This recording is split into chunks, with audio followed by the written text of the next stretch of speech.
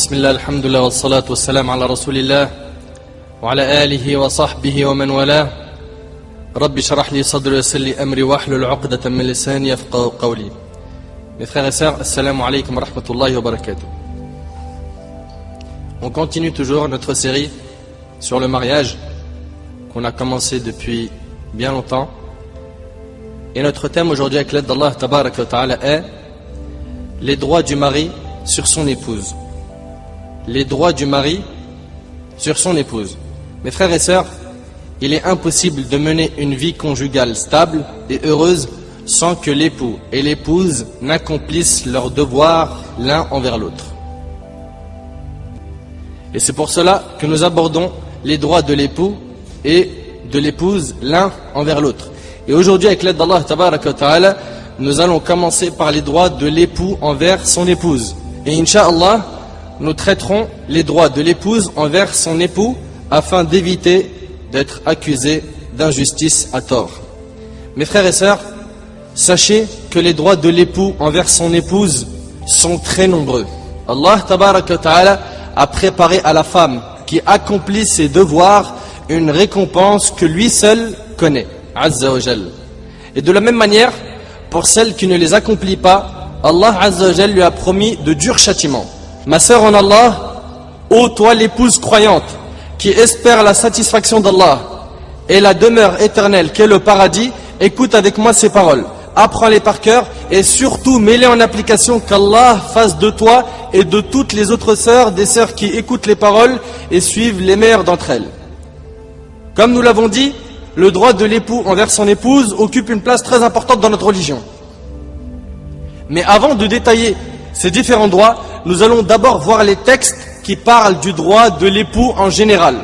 Hussein ibn Muhsin radiyallahu anhu a dit: ma tante paternelle m'a raconté et dit: je vais au prophète alayhi salatu wassalam pour quelques besoins. Et il alayhi salatu wassalam dit: ô toi, as-tu un mari?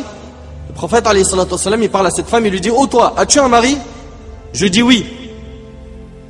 Comment es-tu envers lui? Demanda le prophète sallallahu alayhi wa sallam. Cette femme répondit: je ne lui désobéis que lorsque cela m'est impossible. C'est-à-dire, je fais mon maximum et quand je peux pas, je lui désobéis. Et là, le Nabi alayhi salatu wassalam lui a dit: mes sœurs, ouvrez bien vos oreilles et accueillez ces paroles du prophète sallallahu alayhi wa sallam. Le Nabi alayhi salatu wassalam lui a dit: vois donc où en es-tu vis-à-vis de lui, car il est ton paradis et ton enfer. Car il est ton paradis et ton enfer. Le hadith, il est rapporté par Ahmed et authentifié par Sheikh Al-Albani rahimahullah. Cela signifie que l'obéissance au mari n'est pas un acte surérogatoire mais obligatoire. Le fait de le satisfaire est une obligation. Le fait d'être bonne envers lui est une obligation religieuse, ma sœur. Et si tu te comportes mal envers ton mari et qu'il n'est pas satisfait de toi, sache, comme l'a dit le prophète alayhi salatu wassalam, il est ton paradis et ton enfer. C'est une porte d'accès par laquelle soit tu iras au paradis, soit tu iras en enfer. Et Aïcha radiyallahu anha raconte: je demandais à l'envoyé d'Allah alayhi salatu wassalam, qui a le plus de droits sur une femme? Qui a le plus de droits sur une femme? Logiquement, vous allez dire son père, sa mère. Le prophète alayhi salatu wassalam dit: son mari. Son mari. Je lui demandais: qui a le plus de droits sur un homme? Il me répondit, sallallahu alayhi wa sallam, sa mère, rapporté par le Hakim. C'est-à-dire, la personne la plus importante pour l'homme sur terre, c'est qui? C'est sa mère. Et pour la femme, c'est son mari. Et ce ne sont pas mes paroles. Ma sœur, dans cette conférence, tout comme celle qu'on a fait et celle qu'on fera, Inch'Allah, tu n'entendras que Allah a dit, le prophète alayhi salatu wassalam a dit.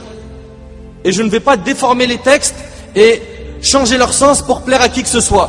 Ça, c'est la religion d'Allah. On l'accepte comme elle est et on se soumet aux ordres d'Allah et à ceux du prophète sallallahu alayhi wa sallam. Qui a plus de droits sur une femme? Il me répondit: son mari. Je lui demandais: qui a le plus de droits sur un homme? Il me répondit, sallallahu alayhi wa sallam, sa mère. Et Abu Sa'id al-Khudri radiyallahu anhu a rapporté qu'un homme a amené avec lui sa fille chez le prophète sallallahu alayhi wa sallam et a dit: ma fille ici a refusé de se marier. Le prophète alayhi salatu wa sallam lui a dit: obéis à ton père. Elle a dit: par celui qui t'a envoyé avec la vérité, je ne me marierai pas jusqu'à ce que tu m'informes du droit de l'époux sur sa femme. C'est-à-dire les obligations de la femme envers lui. Le prophète alayhi salatu wassalam a dit, et ouvrez bien vos oreilles, le droit de l'époux sur sa femme est le suivant. S'il est atteint d'une plaie, une plaie, puis qu'elle la lèche, ou qu'un pu ou du sang coule de son nez, puis qu'elle l'avale, malgré cela, elle ne s'acquitterait pas de son droit. Tout ça, c'est pour montrer la valeur du mari en islam. Tout ça, c'est pour montrer qu'obéir à son mari, que la place qu'occupe le mari est immense. Et cette place, c'est Allah et le prophète alayhi salatu wassalam qui les ont fixés. Et on le sait très bien que dans notre religion, il n'y a pas d'injustice. Et si tu trouves, ma sœur, que ces paroles ne te plaisent pas, sache une chose, c'est qu'on est en train de dire que le mari, il a tel droit, il a telle place, etc. Mais on n'est pas en train de dire que c'est un dictateur ou qu'il doit être un dictateur. Et ça, on va bien le détailler, Inch'Allah, dans cette conférence et dans celle où on parlera des droits de la femme, Inch'Allah, sur son mari. Donc le prophète, alayhi salatu wassalam, a dit, s'il est atteint d'une plaie, puis qu'elle la lèche, ou qu'un pu ou du sang coule de son nez, puis qu'elle l'avale, malgré cela, elle ne s'inquiéterait pas de son droit. Elle a dit, donc, cette femme, par celui qui t'a envoyé avec la vérité, je ne me marierai jamais. Je ne me marierai jamais. Le prophète, alayhi salatu wassalam, a dit, ne les mariez qu'avec leur consentement, rapporté par le Bazar. Ma sœur, toi qui m'écoutes, réponds avec sincérité. Comment te comportes-tu avec ton époux? D'après Abdullah ibn Awfa, radiyallahu anhu, lorsque Mu'adh ibn Jabal, radiyallahu anhu, revint de Syrie. Mu'adh, c'est un grand compagnon, un savant. Il est revenu de Syrie. Quand il est revenu de Syrie, il se prosterna pour le prophète alayhi salatu wassalam. Il s'est prosterné pour le prophète alayhi salatu wassalam. Le prophète alayhi salatu wassalam lui dit, qu'est-ce que c'est que ça? Mu'adh lui dit, ô messager d'Allah, j'étais en Syrie et j'ai vu les gens là-bas se prosterner devant leur prêtre, empereur. J'ai voulu alors vous rendre les mêmes hommages et respects. Donc il a voulu faire comme les gens qu'il a vus en Syrie. Il alayhi salatu wassalam lui dit, ne fais pas cela. Et méditez bien. Il s'est prosterné pour un autre qu'Allah. Ça c'est quoi ça? C'est quoi? C'est du shirk, n'est-ce pas? C'est du shirk, c'est pas du petit shirk, c'est du grand shirk. Est-ce que le prophète alayhi salatu wassalam lui a dit, tu es mécréant, reprononce la shahada? Non. Le prophète alayhi salatu wassalam ne l'a pas rendu mécréant, car il a fait ça par erreur, par ijtihad. Le prophète alayhi salatu wassalam lui a dit, ne fais pas cela, car si je devais ordonner à quelqu'un de se prosterner à un autre, j'ordonnerais aux femmes de se prosterner pour leur époux.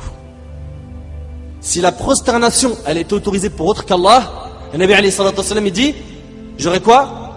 J'aurais ordonné à la femme de se prosterner pour son mari. Et tout ça, c'est pour montrer la valeur qu'occupe le mari en islam.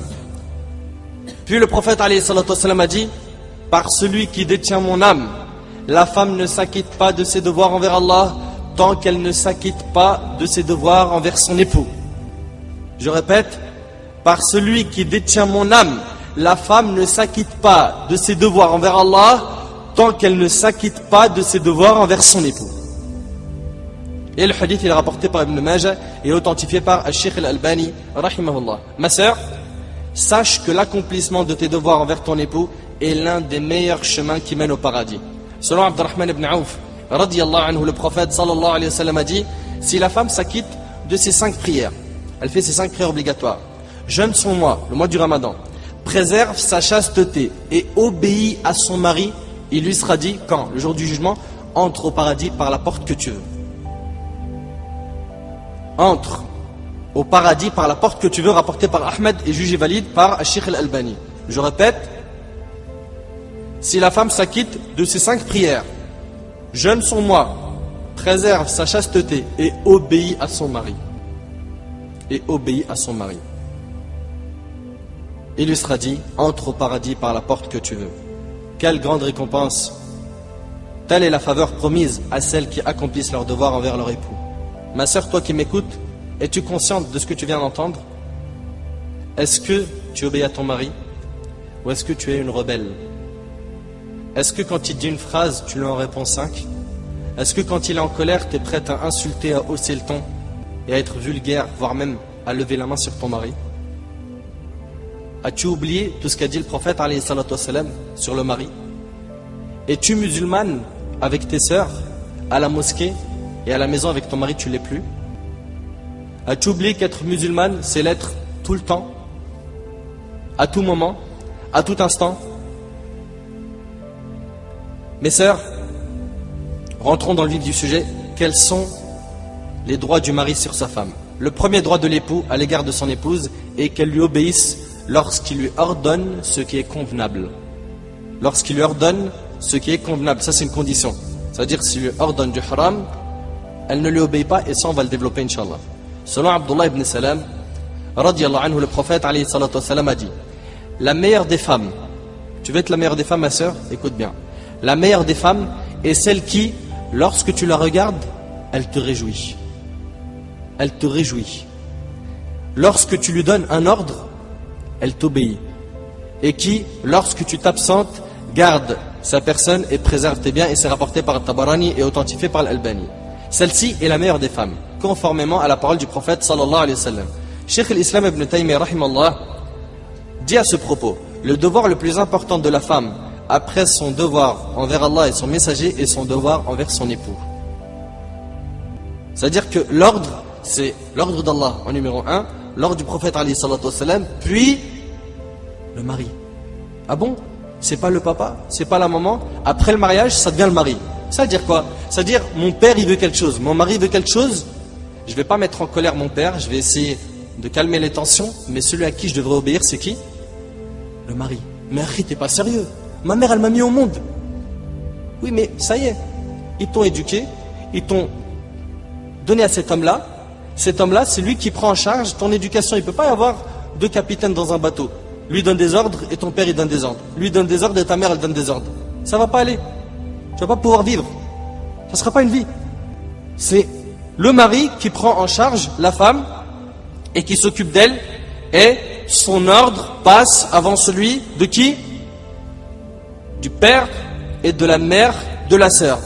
Mais franchement tu vas un petit peu dur. Je te rappelle le hadith que j'ai cité tout à l'heure, le hadith de Aïcha radiyallahu anha: qui a plus de droits sur une femme? Il me répondit: son mari.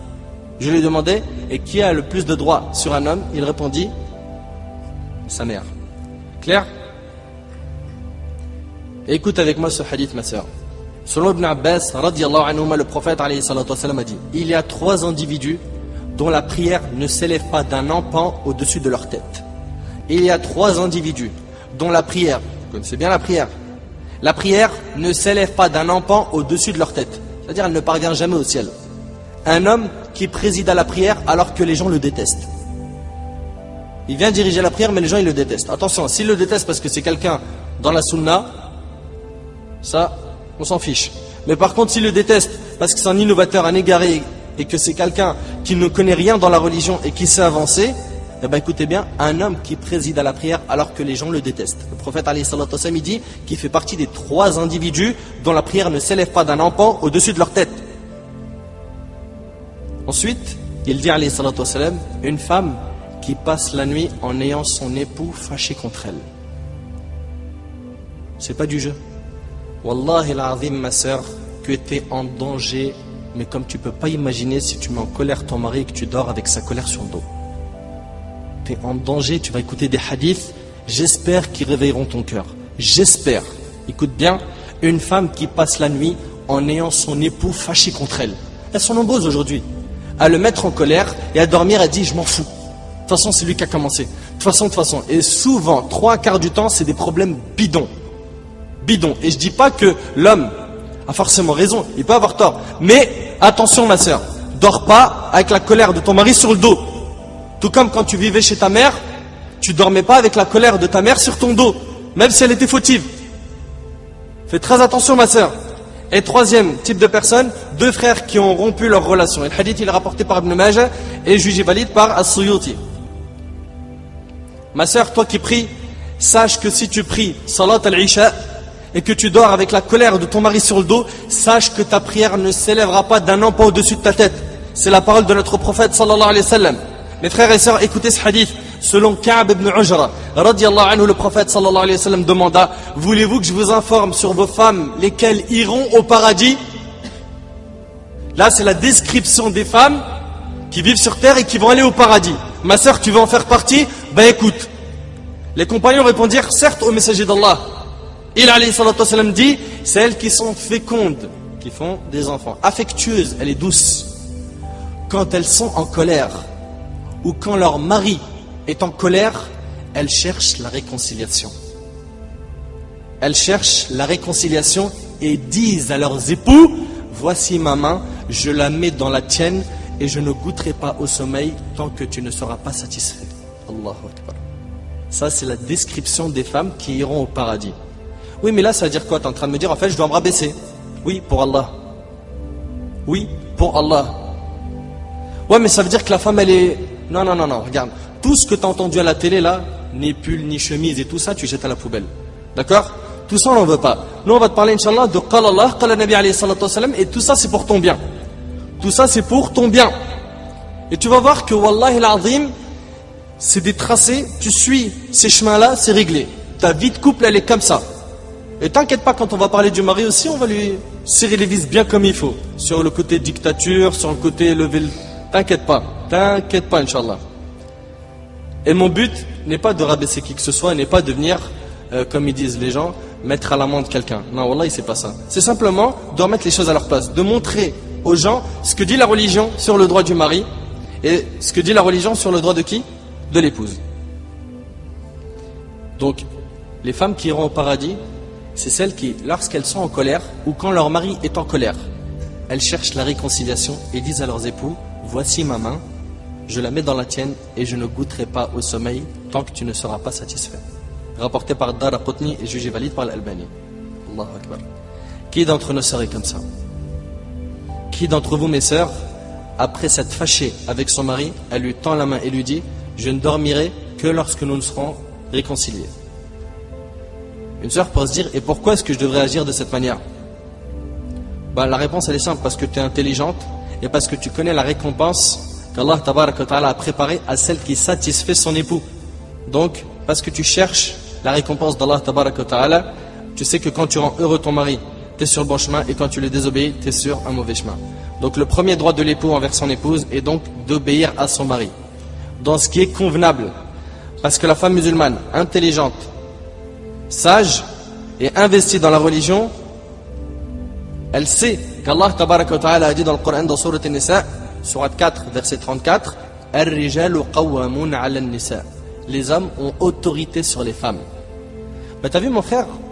Moi, je te dis la vérité, j'ai déjà lu ce verset et je trouve ça rabaissant. Je trouve que comme ils disent les non-musulmans, ils n'ont pas tort, que la femme, elle est soumise, que la femme, elle n'a pas ses droits, que depuis que la femme, elle met en pratique sa religion, elle n'a plus rien. Ça y est, elle est abandonnée. Ma sœur, change toutes ces données, formate ton disque et installe des nouvelles données. Les nouvelles données, écoute-les. 1. La femme n'a connu sa place que lorsque l'islam est arrivé. La femme, elle était enterrée vivante à l'époque des Arabes. La femme, on s'en servait d'objet. La femme, c'était une honte. La femme, on l'a placée dans des endroits pour qu'elle se prostitue. Et il arrivait même qu'une femme ait des rapports avec 4-5 hommes. Et à la fin, elle ne sait plus l'enfant qui est dans son ventre, il appartient à qui. Ça, c'était avant l'islam. L'islam est venu à honorer sa place, a interdit l'injustice. L'islam a honoré la femme en tant que mère. L'islam a honoré la femme en tant qu'épouse. L'islam a honoré la femme en tant que sœur, en tant que tante, en tant que fille. L'islam a élevé la place de la femme. On a une sourate qui s'appelle la sourate les femmes. On n'a pas une sourate qui s'appelle la sourate les hommes. On n'a pas. L'islam a élevé la place de la femme et on a fait un bijou, un trésor qu'on doit couvrir et que le seul qui pourra jouir d'elle, c'est son mari. C'est un trésor, c'est pas un objet qu'on expose. C'est pas un objet dévalorisant. Absolument pas. Non. Ar-rijal qawwamuna 'ala an-nisa. Les hommes ont autorité sur les femmes. La sœur va me dire, explique-moi ce verset. Ils ont autorité. C'est-à-dire, nous, tout le temps, on est en dessous d'eux et on se fait écraser. Ça ne veut pas dire ça. Ça, c'est ta compréhension. Viens à la compréhension des pieux prédécesseurs à salaf et tu comprendras bien comme il faut ce verset. Quant à l'explication de ce verset, Allah tabaraka wa ta'ala parle tout simplement de la fonction de chef de famille. Le terme qawwamun a été commenté par Abdullah ibn Abbas radiyallahu anhuma comme signifiant umara, ce qui veut dire chef. Cela désigne la fonction de chef de famille. C'est-à-dire que le mari, c'est le chef de la famille, laquelle fonction ne correspond absolument pas à une dictature. Toi, mon frère qui a entendu ce verset, viens pas dans un moment de dispute dire à ta femme, les hommes ont autorité sur les femmes en utilisant ce verset d'une manière injuste. C'est-à-dire, il a commis une injustice et il lui dit, écoute, j'ai autorité sur toi. Non, ça ne veut pas dire que tu deviens un haggar ou un dictateur. C'est pas du tout ça. Toujours le respect. Et toujours faire vivre l'amour dans le couple. C'est hyper important. Là, on est en train de parler un petit peu en mode robot, si tu veux. C'est-à-dire, voilà, tu dois lui obéir, lui, il a l'autorité, etc. Mais dans tout ça, il faut qu'il y ait l'amour entre vous. S'il n'y a pas l'amour, la communication, elle sera très dure. Très très dure, il faut que vous vous aimiez. Et il faut que vous entreteniez cet amour. Par les cadeaux, le sourire, les câlins, etc., etc., etc., etc. Donc, cette fonction ne correspond absolument pas à une dictature, mais doit être au contraire vécue avec amour, respect, concertation. Certes, l'homme c'est le chef de la famille. Certes, c'est lui qui va trancher quand il y a une divergence et que moi je dis droite et elle dit gauche et on n'arrive plus du tout à s'entendre, il faut prendre une décision. La parole finale, elle doit être au mari mais après concertation, avec amour. D'accord? Pas avec humiliation, rabaissement. Profite jamais de ce poste, mon frère, pour venir rabaisser ta femme et lui dire voilà, moi j'ai autorité sur toi, c'est comme ça, stop, point barre. Parce que cette injustice que tu es en train de commettre, le jour du jugement tu vas la payer. Elle, si elle est intelligente, elle va t'obéir, même si tu es injuste. Mais toi, le jour du jugement, ta facture elle va être lourde. Elle va être lourde. Donc si ça t'amuse de venir jouer avec ta femme de cette manière-là, et surtout je m'adresse à ceux qui sont mariés avec des convertis. Parce que généralement, ils n'ont pas de compte à rendre aux familles, sachant qu'ils ne sont pas musulmans. Donc le frère, il se dit, moi, le meilleur profil, c'est je me marie avec une convertie. Il se marie avec une convertie. Puis après, il lui fait la misère. Et combien de fois je reçois des plaintes par email, et des fois c'est par téléphone, et la sœur convertie, elle me dit, voilà, voilà, voilà, voilà. Et le frère, en fait, il sait que le papa, c'est pas un musulman, qu'il va jamais rien lui dire. Pourquoi? Parce que là, il faut parler religieux, et le papa, il n'est pas dans le religieux. Donc, alhamdoulilah, c'est tranquille pour moi, elle est belle la vie. Mon frère, wallahi al-azim, le jour du jugement, tu vas payer super cher. Wallahi, tu vas payer super cher pour ce que tu fais avec ta femme, comme injustice. Toi qui penses que tu as pris la brebis égarée du troupeau, n'oublie pas qu'Allah, il te voit. N'oublie pas qu'Allah, il inscrit tout ce que tu fais. Certes, on a l'autorité, mais on n'a pas à être injuste. On n'a pas à être injuste. On n'a pas à profiter de cette faveur qu'Allah nous a accordée pour être injuste. Et n'oubliez pas que le prophète alayhi salatu wassalam a dit, l'injustice se transformera en ténèbres le jour de la résurrection.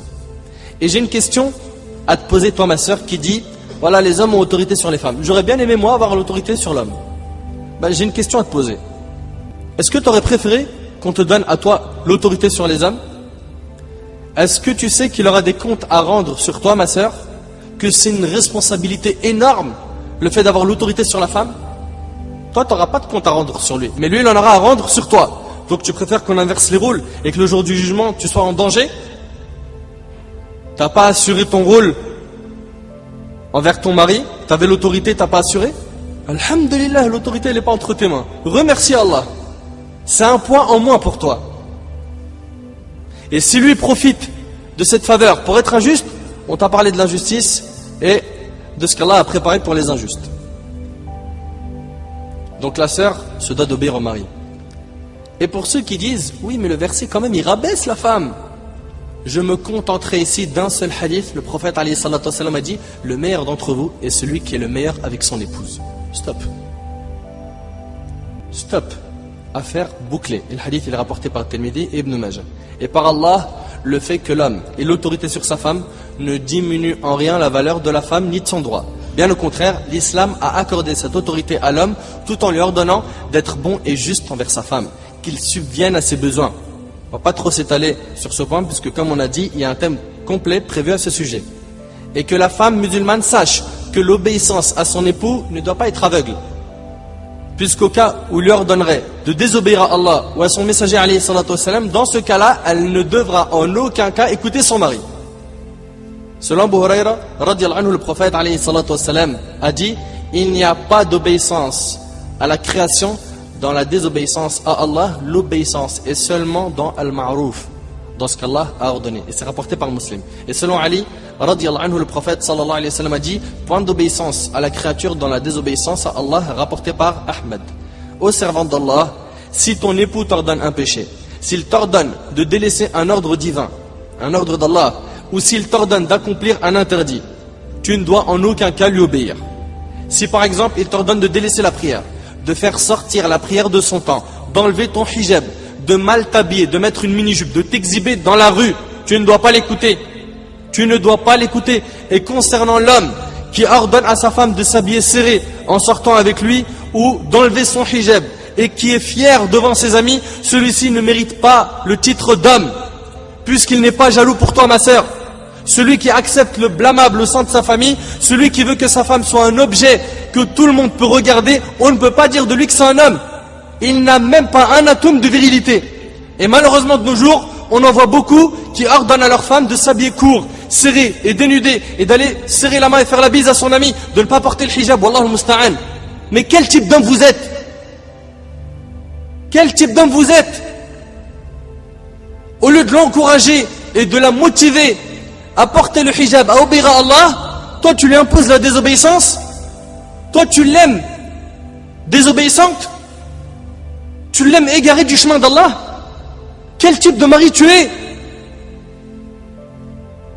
De la même manière, ma sœur, si ton mari t'ordonne d'accueillir ses amis en son absence, ou un de ses frères, je parle des frères du mari, ou un homme qui n'est pas un mahram pour toi, ne lui obéis pas, parce que c'est une grande tentation. Selon Uqba ibn Amir radiyallahu anhu, le prophète sallallahu alayhi wa sallam a dit: méfiez-vous de vous introduire auprès des femmes. L'un des Ansarites dit: et s'il s'agit des parents du mari, c'est-à-dire les hommes de la famille du mari, il alayhi salatu wa sallam dit: c'est dans ses parents justement que se trouve la mort. Et c'est rapporté par Bukhari et Muslim. Ça veut dire quoi exactement?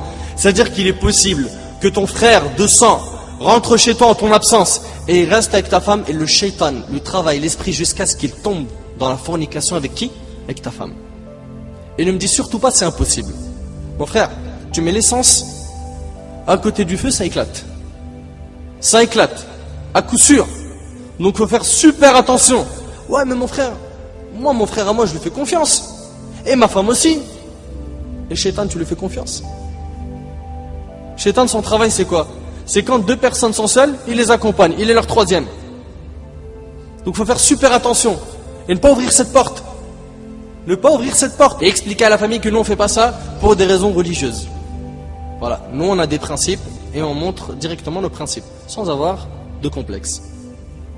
Les gens qui ne sont pas dans l'islam, ils ont des principes, et des fois c'est des principes bidons, des fois c'est des principes très pervers, et ils le disent sans complexe. Donc je vois pas pourquoi toi, tu as honte de dire aux membres de ta famille: voilà, en mon absence, mon frère il rentre pas chez moi. Mais comment ça, subhanallah, yadik? T'as oublié que ton frère c'était lui qui subvenait à tes besoins quand tu étais petit? T'as oublié que c'est lui qui t'a éduqué? T'as oublié? J'ai rien oublié. Mais il rentre pas chez moi quand je suis pas là. Il rentre pas chez moi quand je suis pas là. C'est clair. Même si c'est ton beau-frère, tu ne dois pas faire entrer un homme chez toi qui est étranger à toi. Et je parle ici en l'absence de ton mari. Donc pour résumer, on reprend le hadith qui dit: point d'obéissance à une créature dans la désobéissance au créateur. Ça c'est donc le premier droit du mari, c'est quoi? L'obéissance dans ce qui est convenable. Deuxièmement, que l'épouse s'adresse à son époux avec une parole douce. Mes sœurs, il n'est pas correct de hausser le ton en vous adressant à vos maris. Et combien sont les frères qui se plaignent de ce type de femme? Ma sœur, toi qui élèves ta voix sur ton mari, voire même au point d'être vulgaire, écoute ce hadith. Selon Mu'adh ibn Jabal, radiyallahu anhu, le prophète sallallahu alayhi wa sallam a dit: toutes les fois qu'une femme fait du tort à son mari dans ce monde, la houri, c'est-à-dire son épouse au paradis, la houri qui sera son épouse dans l'autre monde, dit: ne lui fais pas de tort, qu'Allah te combatte. À chaque fois que tu lui fais du mal, une femme au paradis dit: ne lui fais pas du tort, qu'Allah te combatte. Il n'est chez toi qu'à titre de passager et il ne va pas tarder à te quitter pour nous. Rapporté par Tirmidhi. Souvenez-vous, mes frères et sœurs, que le but du mariage est la réalisation de l'affection et la bonté entre les époux. Allah tabaraka wa ta'ala dit dans Surat Ar-Rum, Surat 30 verset 21: وَمِنْ آيَاتِهِ أَنْ خَلَقَ لَكُم مِّنْ أَنفُسِكُمْ أَزْوَاجًا لِتَسْكُنُوا إِلَيْهَا وَجَعَلَ بَيْنَكُم مَّوَدَّةً وَرَحْمَةً إِنَّ فِي ذَلِكَ لَآيَاتٍ لِقَوْمٍ يَتَفَكَّرُونَ. Et parmi ces signes, il a créé de vous, pour vous, des épouses pour que vous viviez en tranquillité avec elles. Et il a mis entre vous de l'affection et de la bonté. Il y a en cela des preuves pour des gens qui réfléchissent. C'est donc sur cela que doit être basée la relation conjugale, sur l'affection et la bonté. Bien sûr, les problèmes sont inévitables, mais que vous soyez continuellement en dispute, que tu lui manques de respect ou que tu l'insultes, cela n'est pas du tout correct et n'est aucunement permis, étant donné qu'il incombe à l'homme de craindre Allah dans sa relation avec son épouse, comme nous le détaillerons dans notre conférence sur le droit de l'épouse sur son mari, Inch'Allah. La femme a elle aussi des limites qu'elle ne doit pas franchir. Ma sœur, n'oublie jamais que cet homme-là est ton mari. Parce qu'il arrive souvent que la sœur, au moment de la dispute, a dit « Mais il se prend pour qui ?» Il se prend pour celui que tu as choisi. Voilà. Il se prend pour celui que tu as choisi, pour celui pour qui tu as fait des nuits blanches, tu pensais qu'à lui, etc., etc., etc. Voilà, il se prend pour qui? Il se prend pour celui que tu as choisi. Donc tu l'as choisi, khlas. La vie de couple, tu l'assumes entièrement. N'oublie jamais que cet homme-là est ton mari, celui qui a le plus de mérite auprès de toi, comme on l'a cité précédemment. Ton mari a plus de mérite auprès de toi que tes propres parents. Il est celui qui a le plus de mérite auprès de toi après Allah tabaraka wa ta'ala et son messager sallallahu alayhi wa sallam. Donc je te pose la question, comment est-ce que tu peux lui parler mal? Comment? Lui, quand il s'est marié avec une femme, pas un homme. Et si toi tu penses qu'être un homme, c'est la meilleure manière pour avoir ses droits dans le couple, tu te trompes. Tu te trompes. Lui, il s'est marié avec une femme. Elle s'appelle Aïcha, pas Mouloud. Il n'en veut pas d'un Mouloud. Lui, il s'est pas marié avec un homme. Donc reste femme jusqu'au bout. Et s'il y a des choses qui te déplaisent, tout ça, ça peut se régler. Mais pas avec la force, les insultes, la vulgarité, hausser le ton et chercher à être un homme. Non, tout ça tu peux oublier. Et si la femme suit le diable, si elle se livre à la volonté d'Iblis, si elle fait preuve d'orgueil et persiste à mal parler à son époux, il se peut que cela entraîne son divorce. Et wallahi l'azim, le divorce, il est douloureux. Il est douloureux. Il y a des gens qui m'ont contacté, me disent voilà, ça marche plus du tout, on va divorcer. Inch'Allah, qu'Allah subhanahu wa ta'ala il vous facilite. Inch'Allah, qu'Allah subhanahu wa ta'ala il vous fasse surmonter cette épreuve. Le temps il passe, il divorce. Et il n'en voulait plus de cette femme. Et elle voulait plus de lui. Et les deux, ils sont tristes et ils ont le cœur déchiré. Pourquoi? Parce que c'est très douloureux un divorce. C'est très très douloureux. Donc conserver la vie de couple, c'est très important et c'est aussi dur. Pourquoi? Parce que Shaitan, ce qu'il déteste le plus, c'est les unions. Union dans la mosquée, union des musulmans, union dans une maison, entre les membres de la famille, union dans un couple, il déteste ça. Il déteste ça. Et la chose qu'il aime le plus, c'est la désunion. Donc faites très attention, conservez votre couple du mieux que possible. Et ma sœur, pense toujours aux conséquences de la colère. Et ne prononce pas cette parole à tort et à travers. Bah vas-y, si t'es pas content, choisis-en une autre. Va t'en trouver une autre. T'as qu'à divorcer. Et ce point-là, on va le développer, Inch'Allah, dans très peu de temps. Donc, pensez toujours à la douleur du divorce. Et les sœurs qui sont divorcées aujourd'hui peuvent vous le dire que c'est très dur. Surtout s'il y en a un enfant, 2 ou plus, c'est très très très très dur. Ça fait mal. Et ça part de quoi? Ça part de Shaitan, qui vient, il chauffe un peu l'homme, il chauffe un peu la femme, ça hausse le ton, ça se manque de respect et ça dépasse les limites. Et ils oublient qu'ils sont musulmans tout le temps. C'est ça le problème. Et ma soeur, je te pose une question. Tu penses quoi d'un homme qui se fait humilier, insulter devant ses enfants? Comment serait la vie au sein du foyer dans de telles circonstances? Crains Allah subhanahu wa ta'ala, ma soeur, et sois douce avec ton mari. Et fais ça pour Allah subhanahu wa ta'ala, et Allah subhanahu wa ta'ala te bénira ton couple, et tu verras la récompense que tu auras le jour du jugement. Troisième droit que le mari a sur sa femme, c'est que l'épouse se fasse belle pour lui. L'épouse se fasse belle pour lui. Selon Abdullah ibn Salam, radiyallahu anhu, le prophète sallallahu alayhi wa sallam a dit: la meilleure des femmes est celle qui, lorsque tu la regardes, te réjouit. Elle te réjouit parce qu'elle s'entretient. Elle s'entretient. Pas comme beaucoup de nos sœurs qu'Allah subhanahu wa ta'ala les préserve et les guide et leur pardonne. Elle se marie, elle met le paquet dans les premiers mois. 6 mois après, c'est Dracula. C'est fini. Vêtements, plus d'entretien, ses ongles, mon frère, ils dépassent, ils font peur. Ses cheveux, on dirait, elle met des pétards tous les jours dedans, ou elle les met dans le moulinex. Et ça, on ne peut pas s'en sortir. On ne peut pas s'en sortir. Ma sœur, sache que tu dois te faire belle pour ton mari. C'est important. Et je ne suis pas en train de dire, lui, il doit se faire moche. Hein. T'inquiète pas, on va s'occuper de lui bien comme il faut. Bien comme il faut. Mais La meilleure des femmes est celle qui, lorsque tu la regardes, te réjouit. Tout le temps, elle cherche à innover. Son look, ses vêtements, elle se parfume, elle se lave, etc. D'accord? Non mais vous rigolez, mais moi je vous le dis. Hein. Non mais c'est... Ah tu rigoles toi? Ça se voit que c'est toi qui te laves pas. Ah, c'est même toi aussi. La meilleure des femmes est celle qui, lorsque tu la regardes, te réjouit. Non mais attends, voilà, il blague à part. Mais c'est sérieux, hein. Plein d'hommes et plein de femmes, ils se lavent pas. Ils sont mariés, mon frère, c'est des cadavres. C'est des cadavres, mon frère. Tu rentres dans sa chambre après une nuit de sommeil, tu te dis Allah al-Musta'an, il y avait des cochons qui dormaient devant, quoi. Non mais c'est important. Se parfumer, se laver. Hein. Et attention, le parfum ne compense pas la douche. Parce qu'il y en a... Il y en a, ils ont compris le jeu. Ils vivent avec déo et parfum. Mais mesquin, mon frère, c'est... Sa peau, ça a des couches. La meilleure des femmes est celle qui, lorsque tu la regardes, te réjouit. Lorsque tu lui donnes un ordre, elle t'obéit. Ça, c'est la meilleure des femmes, comme l'a dit le prophète alayhi salatu wassalam.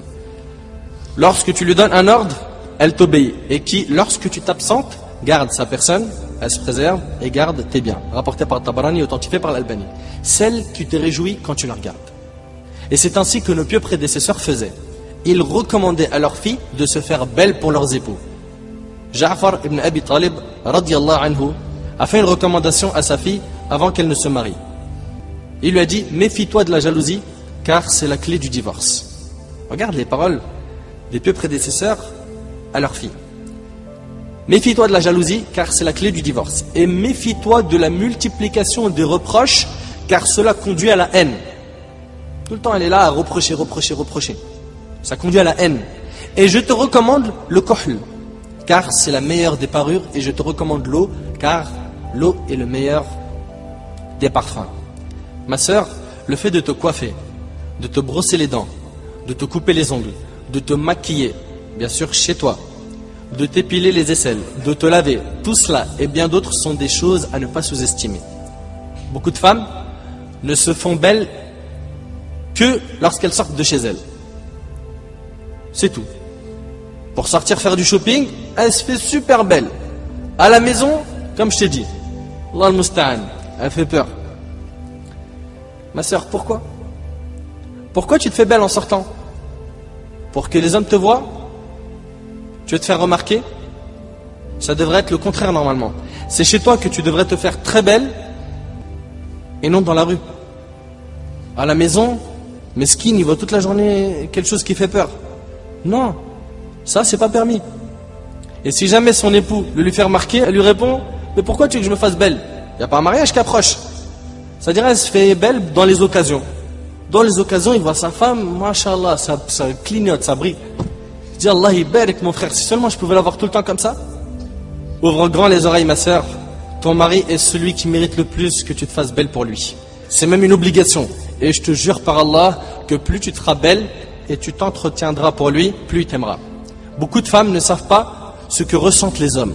Sachez mes sœurs qu'il y a des hommes, pas tous heureusement, qui sont semblables à un volcan, qui peut entrer en éruption à n'importe quel moment. Surtout en cette époque de fitna, de tentation, où de plus en plus de femmes oublient de s'habiller en sortant de chez elles. Mon frère, elle sort, tu dis, mais elle a oublié ou quoi de s'habiller? C'est quoi Pourquoi elle est habillée comme ça? Micro-jupe, même il fait moins 15, mon frère, elle est accrochée à ses vêtements tout serrés et tout courts.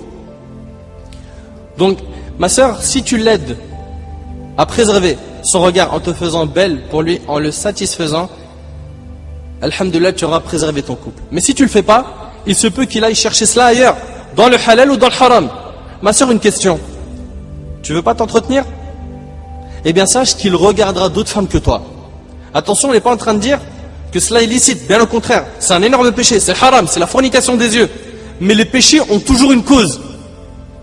Les péchés ont toujours une cause. Et dans le hadith que rapporte Al-Hakim, selon Sa'ad ibn Abi Waqqas, radiyallahu anhu, le prophète alayhi salatu wassalam a dit, 3 choses font partie des malheurs, et parmi elles, le fait de regarder ta femme et qu'elle te déplaît. C'est-à-dire qu'à la maison, elle n'est jamais belle. Et qu'elle utilise sa langue contre toi. C'est-à-dire qu'elle parle mal contre son mari. Chez elle, elle ne se fait pas belle. Alors que pour sortir, elle se fait super belle, elle se parfume, alors que le fait de se parfumer en dehors de la maison est interdit pour la femme. Abu Moussa al-Ash'ari radiyallahu anhu rapporte que le prophète alayhi salatu wassalam a dit: toute femme qui se parfume puis passe près des gens pour qu'ils sentent son odeur est fornicatrice. Et fornicatrice, rapporté par Ahmad, Abu Daoud et Tirmidhi al-Nasa'i. Certaines de nos sœurs peuvent avoir honte de s'embellir à la maison sous prétexte que les enfants comprennent tout. Ma sœur, crains Allah comme tu peux. Crains Allah comme tu peux. Fais le maximum pour que ton mari soit satisfait de toi.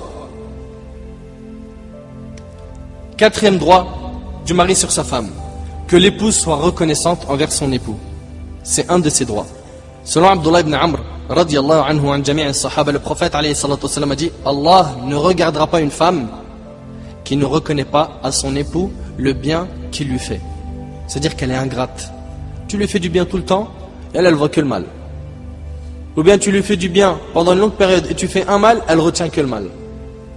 Ça c'est hyper grave ça.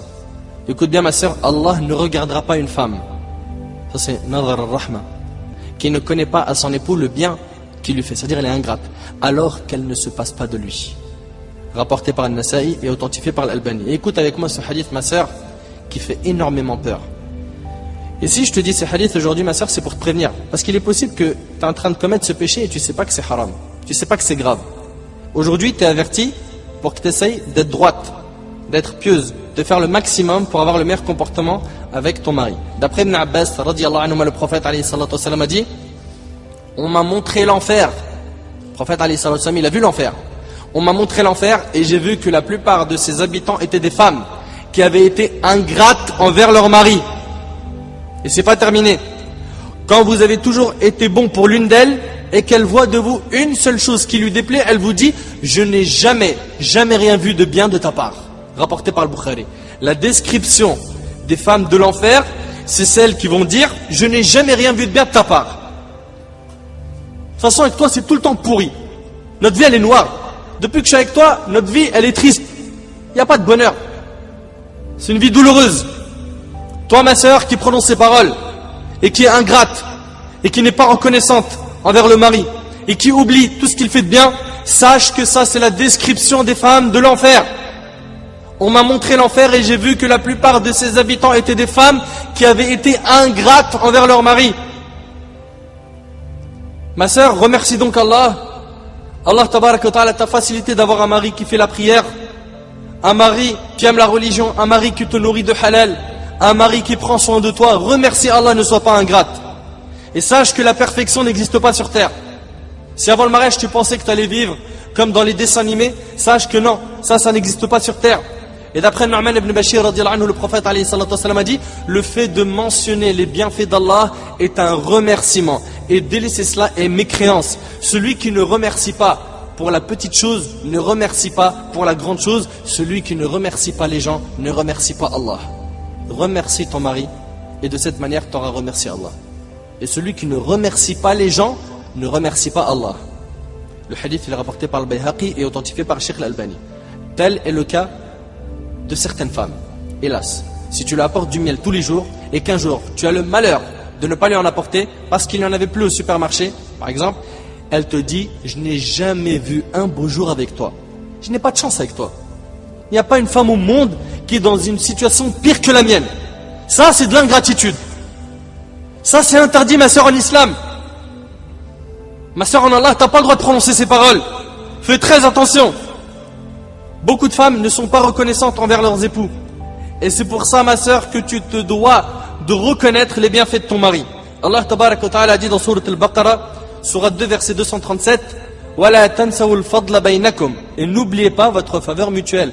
Le fait d'être reconnaissant est donc un énorme devoir pour chacun d'entre nous. Ma sœur, sache que pendant que tu es chez toi, chaque jour ton mari sort pour travailler. Il supporte des charges lourdes, la pression et la fatigue, tout cela pour subvenir à tes besoins et à ceux de votre famille, afin de vous nourrir, de vous vêtir, toi et tes enfants. Tu dois donc reconnaître cette faveur, ma sœur. Et il ne t'est pas permis d'être ingrate, parce que cela fait partie des grands péchés menant à l'enfer. Lorsque ton mari rentre du travail, accueille-le avec un beau sourire, une parole douce, afin de l'apaiser et de lui faire oublier la fatigue et les soucis de sa longue journée.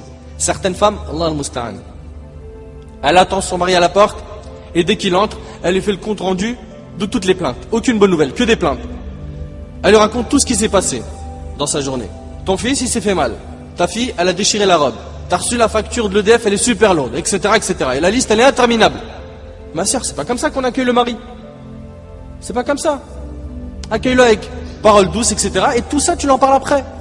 Essaye de lui faire glisser ça sur un plateau en or, doucement. Mais non, à la porte, on lui annonce directement les mauvaises nouvelles. Ça fait pas partie du bon comportement. Elle devrait plutôt l'apaiser, comme on a dit, et non pas en rajouter. Il revient de son travail, il est sûrement très fatigué. Hélas, aujourd'hui, on a des femmes qui rient quand le mari pleure. Wallahu musta'an. On a des femmes qui rient quand le mari pleure et qui pleurent quand le mari rit. Des femmes qui se plaignent dans les assemblées, qui ne voient que le mal de leur mari. Wallahu musta'an. Ça, c'est pas la description d'une femme pieuse. Loin de là. Loin de là. Donc, on dit à la femme qui n'est pas reconnaissante envers son mari, celle qui dissimule ses qualités et qui expose ses défauts, celle qui ne se souvient jamais de ses bienfaits et qui ne se souvient que de ses méfaits, que ceci ne fait pas partie du bon comportement, ma sœur. Allah tabarak wa ta'ala a dit dans Sourate Ali Imran, Sourate 3, verset 140, وَتِلْكَ الْأَيَّامِ نُدَاوِلُهَا بَيْنَ النَّاسِ. Ainsi, faisons-nous alterner les jours bons et mauvais parmi les gens. Il est donc impossible que le rythme de la vie reste constant. Il est possible qu'aujourd'hui, vous mangez du pain et de la viande et que demain, vous ne mangez que du pain. Où est le problème? Où est le problème? C'est la vie. Ma sœur, tu dois donc faire preuve de patience et reconnaissance. Et surtout, ma sœur, ne sois pas de celles qui demandent le divorce pour un oui ou un non. Ce n'est pas un jeu le divorce, c'est très douloureux. Fais très attention à ne pas demander le divorce. À tout va et écoute ce hadith. Selon Thawban, radiallahu anhu, le prophète alayhi salatu wassalam a dit, toute femme qui demande le divorce sans raison, l'odeur du paradis lui est interdite. Rapporté par Abu Daoud et Tirmidhi, Ibn Majah, Ibn Hibban et authentifié par l'Albani. Aujourd'hui, on en a des sœurs qui vont divorcer parce que le mari il est pieux. Franchement, il est trop investi dans la religion, il est à fond. Wallah, je sais même pas quoi te dire, ma sœur. Allah yahdik. Ou j'ai entendu, franchement, j'ai envie de divorcer. Pourquoi, ma sœur? Il est trop gentil. Tout le temps oui, tout le temps souriant, tout le temps calme. Tu préfères qu'il ait un fouet? Tu veux quoi? C'est impressionnant, Wallah al-Azim, c'est impressionnant. T'as réussi à le traduire, ça?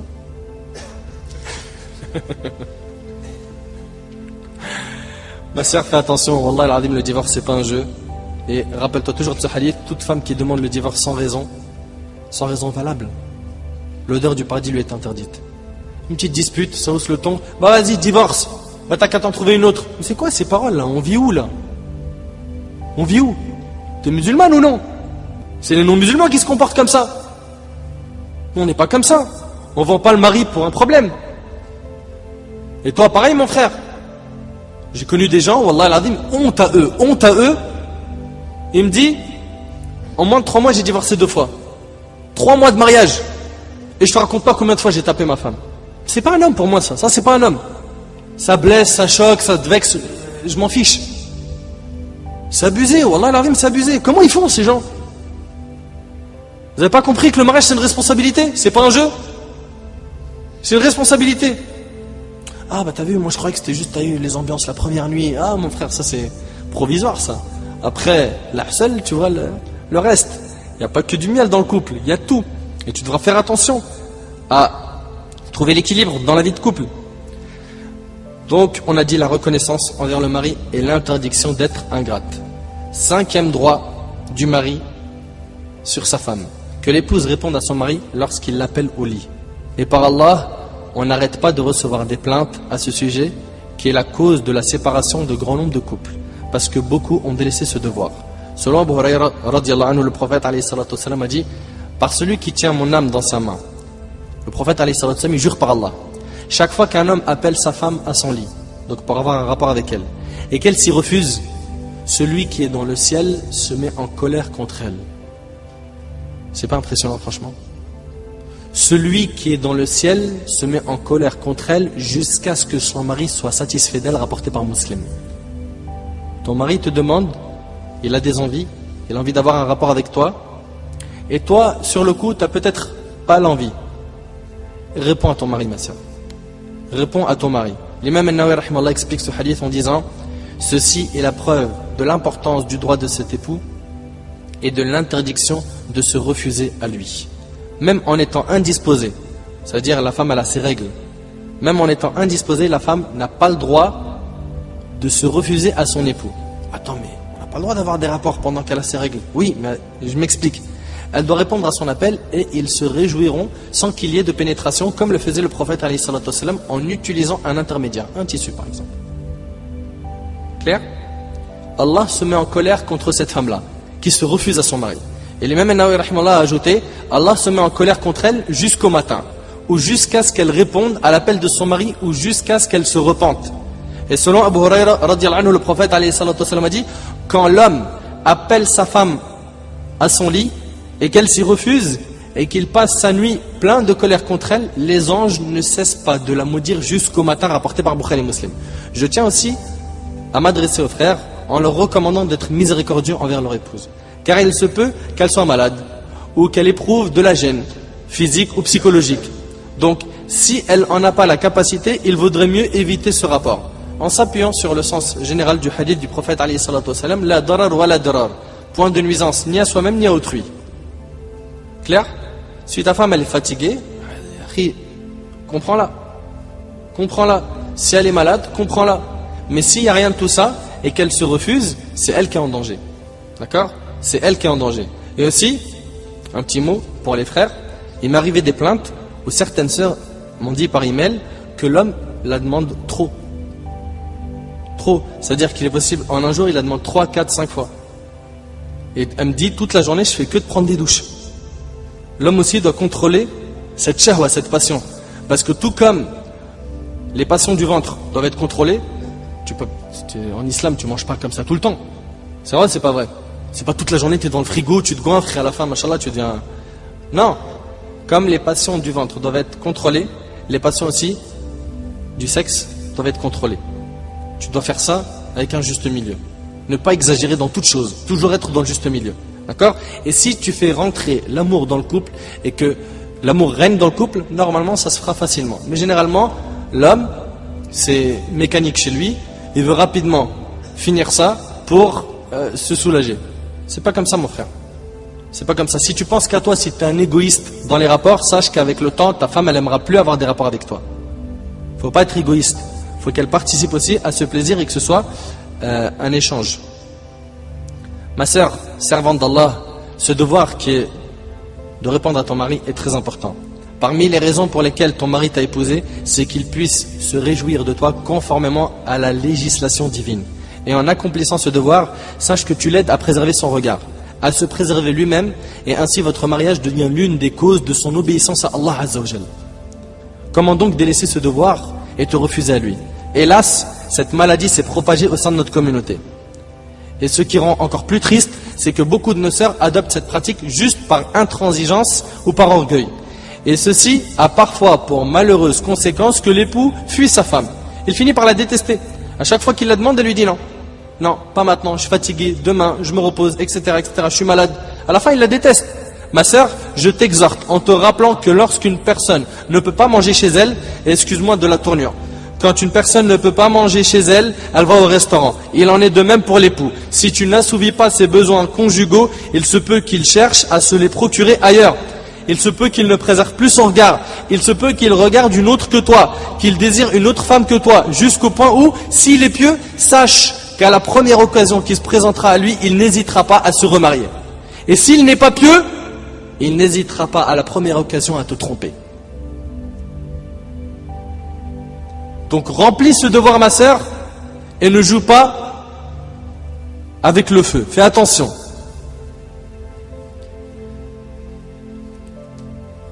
Donc, il n'hésitera pas à te tromper et tomber dans la turpitude. Wal'iyadhu billah. Et combien sont les hommes qui ont délaissé leurs épouses parce qu'elles ont délaissé ce devoir?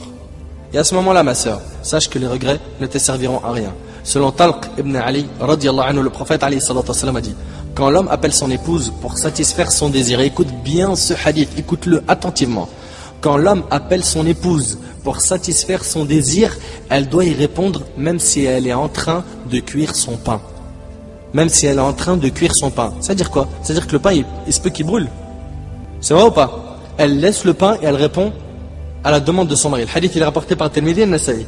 Laisser la nourriture brûler, c'est pas un problème, mais ne laisse jamais, ma sœur, ton mari brûler d'envie. Jamais.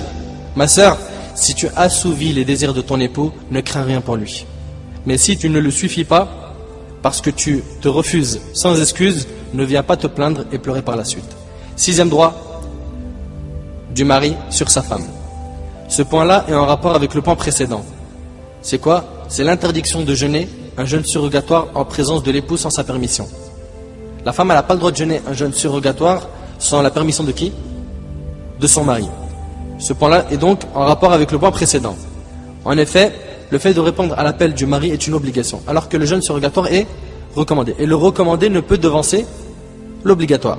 Selon Abu Hurayra, le prophète a dit, il n'est pas permis à la femme de jeûner en présence de son mari, sauf avec sa permission. Et le hadith est rapporté par Bukhari et Muslim. Ce hadith concerne le jeûne surrogatoire, tel que le jour de Arafah, ou Ashura, ou le lundi et le jeudi, ou tout autre jour. Si son mari est présent, qu'il n'est pas en voyage par exemple, il ne lui est pas permis à la sœur de jeûner sans lui demander la permission. Plusieurs savants, dont l'imam Nawawi rahimallah et d'autres, ont dit.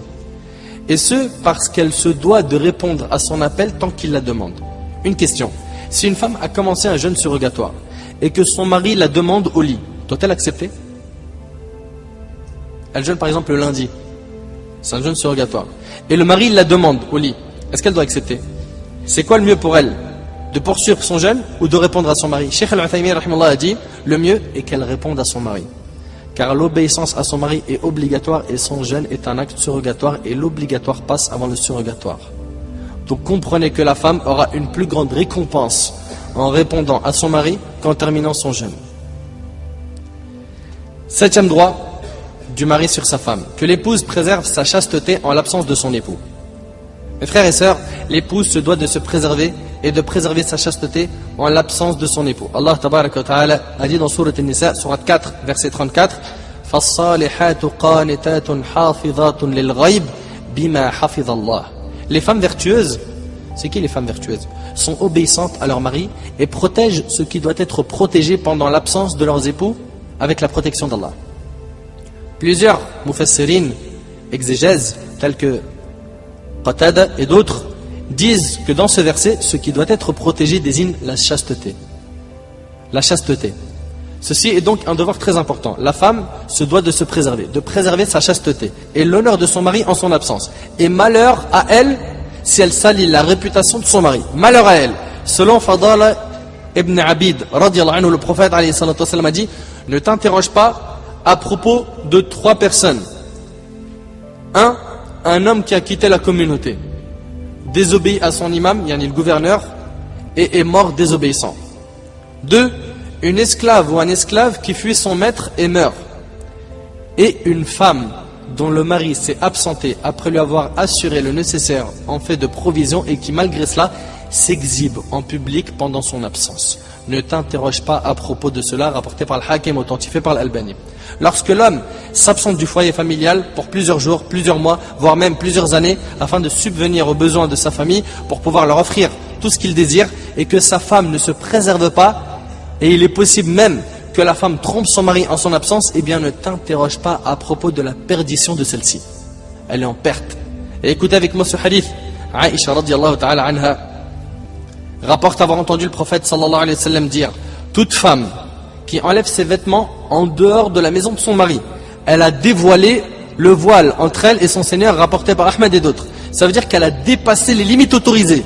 Et si on parle de la femme qui s'exhibe devant des étrangers, par contre pour son mari, chez elle, elle a le droit de se dévêtir. Donc ma sœur, préserve ta chasteté et sois fidèle à ton mari.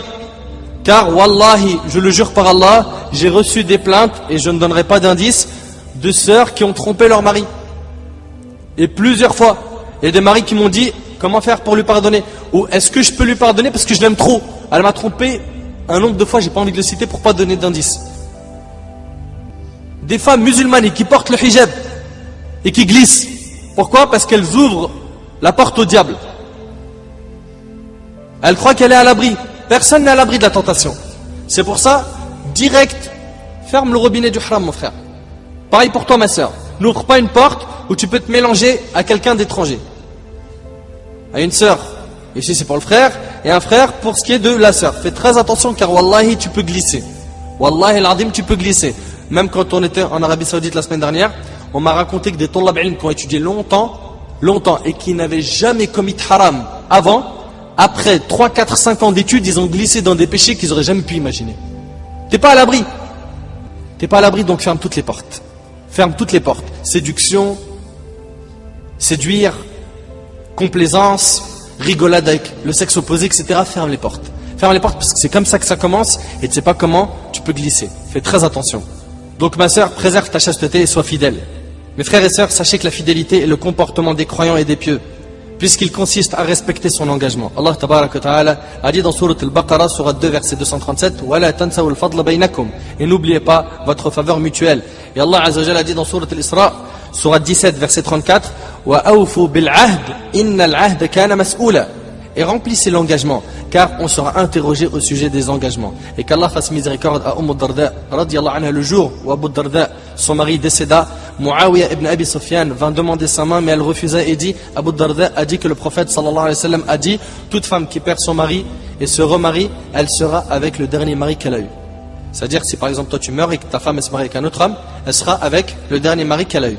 Donc Darda, elle dit, qu'Abu Darda a dit que le prophète alayhi salatu wa sallam a dit, toute femme qui perd son mari et se remarie, elle sera donc au paradis avec le dernier mari qu'elle a eu. Et je ne t'accepte pas à la place d'Abu Darda au paradis. Elle dit à Muawiyah ibn Abi Sufyan, je ne t'accepte pas à la place d'Abu Darda en tant que mari au paradis. Ça c'est la fidélité des femmes de l'époque. Le hadith il est rapporté par Tabarani. Telle était sa fidélité pour son mari après sa mort. Où en sont nos sœurs actuelles dans leur fidélité avec leur mari qui est en vie? Où? Et ça commence par le mélange, les mixités. Et le laxisme qu'on a dans nos maisons. En disant t'inquiète, je lui fais confiance, t'inquiète, je lui fais confiance, t'inquiète. Et à la fin, qu'est-ce qui se passe? Ça tourne au vinaigre tout ça. Il faut faire super attention. 8e droit du mari sur sa femme, que l'épouse ne dépense pas l'argent de son époux sans sa permission. Ma sœur, même pour faire une aumône avec l'argent de ton époux, tu dois lui demander la permission. Abu Umam al-Bahili radiyallahu anhu rapporte avoir entendu le prophète alayhi salatu wasallam dire, il est interdit à la femme de donner quoi que ce soit de chez elle sans l'autorisation de son mari. Il dit, ô messager d'Allah, pas même la nourriture qu'elle a à la maison. Il alayhi salatu wasallam répondit, elle fait partie de nos meilleurs biens. C'est-à-dire même la nourriture que tu as chez toi ma sœur, tu n'as pas le droit d'en faire aumône sans la permission de ton mari.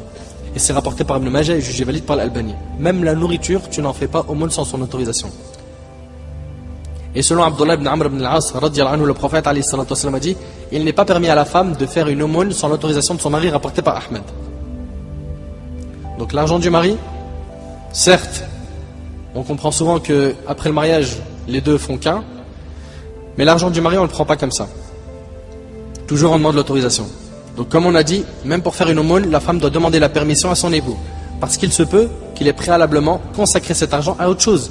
Peut-être il souhaitait rembourser une dette, par exemple. Peut-être il voulait faire de cette somme une aumône courante, une sadaqa jariyah. Peut-être que c'était un dépôt qu'on lui avait confié.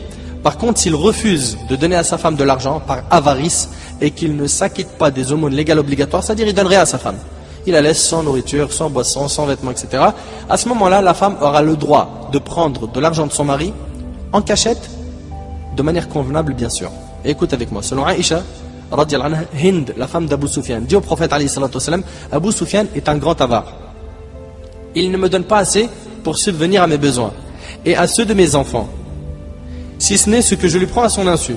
Il lui dit, prends juste ce qu'il faut pour vos besoins, toi et tes enfants, selon la bonne coutume rapportée par Bukhari et Muslim. C'est-à-dire que la femme, si son mari il est avare, elle a le droit de prendre de son mari en cachette, juste ce qui lui permettra de subvenir à ses besoins, elle et ses enfants, pas plus. Quant à toi mon frère, sache que lorsque tu autorises à ta femme de faire des aumônes avec ton argent, tu seras toi aussi rétribué. Mais ma sœur, toi aussi tu ne dois pas faire porter à ton mari une charge qu'il ne peut pas supporter. Ne lui demande pas de te donner au-dessus de ses capacités. Et une femme généralement elle connaît la capacité de son mari. Donc elle ne vient pas le forcer à faire quelque chose que lui ne peut pas faire. Il n'a pas les moyens, il n'a pas l'argent pour. Faire attention, Allah tabaraka wa ta'ala il a dit dans Surat Al-Talaq, Surat 65 verset 7, لِيُنْفِقْ ذُو سَعَةٍ مِّن سَعَتِهِ وَمَنْ قُدِرَ عَلَيْهِ رِزْقُهُ فَلْيُنْفِقْ مِمَّا آتَاهُ اللَّهُ لا يكلف الله نفسا إلا ما آتاها سَيَجْعَلُ اللَّهُ بَعْدَ عُسْرٍ يُسْرًا, que celui qui est aisé dépense de sa fortune. Et que celui dont les biens sont restreints dépense selon ce qu'Allah lui a accordé. Allah n'impose à personne que selon ce qu'il lui a donné, et Allah fera succéder l'aisance à la gêne. Les femmes pieuses de l'époque de nos pieux prédécesseurs, lorsque leur mari sortait travailler le matin, elles le rattrapaient et elles lui disaient: ô serviteur d'Allah, crains Allah. Nous sommes capables de patienter face à la faim, mais nous ne pourrons pas patienter face à l'enfer. Ne nous nourrit que de ce qui est licite, halal. Alors que de nos jours, Allah al-Musta'an, aujourd'hui, lorsque l'homme sort, sa femme l'intercepte et lui dit: je veux ça, une liste interminable. Et la sœur ne veut pas patienter. Elle veut tout de suite. Et lorsque l'époux lui dit qu'il n'a pas d'argent, qu'il n'a pas encore touché son salaire, elle lui répond: c'est pas mon problème, débrouille-toi. Débrouille-toi pour apporter tout cela en rentrant. Tu te débrouilles. Ma sœur, ne pousse pas ton mari vers l'illicite.